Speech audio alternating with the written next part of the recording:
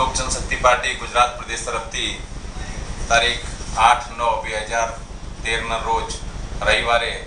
सवारे 11 वागे आंबेडकर हॉल सरसपुरनी अंदर युवा शक्ति सम्मेलन सामान्य रामविलास पासवान जी अध्यक्षता में તેમજ પાર્લામેન્ટરી બોર્ડના નવે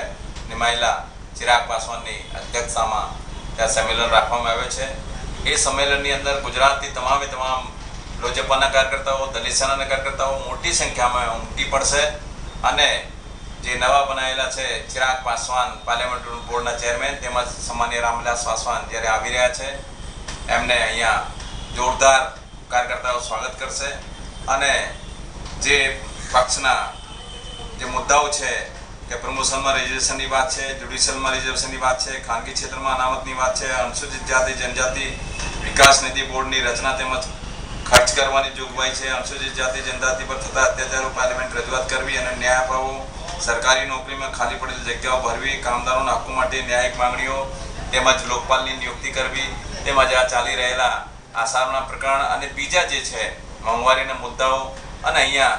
જે મુદ્દાઓ છે ગુજરાતના ખેડૂતોનો મુદ્દો હોય તમામ મુદ્દાઓને લોકોની રજૂઆત સાંભળશે અને એને લઈને સામાન્ય રામવિલાસ પાસવાનજી દિલ્હીમાં પાર્લામેન્ટમાં જશે અને પાર્લામેન્ટમાં આ મુદ્દાઓને રજૂ કરશે। એના માટે લોક જનશક્તિ પાર્ટી તેમજ દલિત સેના તરફથી જોરદાર મીટિંગ રાખવામાં આવી છે। લોકો સવારથી જ